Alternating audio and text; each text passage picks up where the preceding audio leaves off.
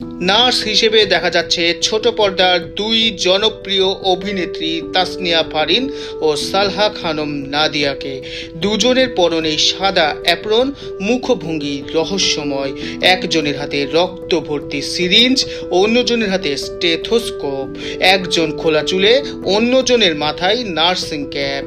সম্প্রতি OTT platform binge এর Facebook page থেকে এমন লুকেই সামনে এসেছেন ফারিন নাদিয়া।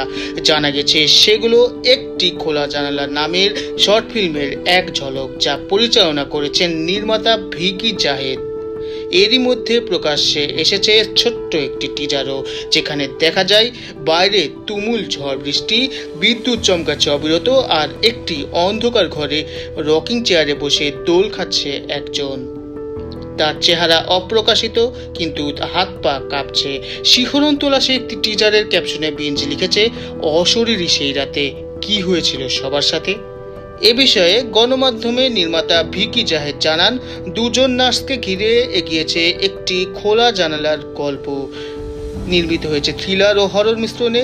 জুলাইয়ের প্রথম সপ্তাহে ওটিটি প্ল্যাটফর্ম বিঞ্জ এ মুক্তি পেতে যাচ্ছে একটি খোলা জানালার গল্প।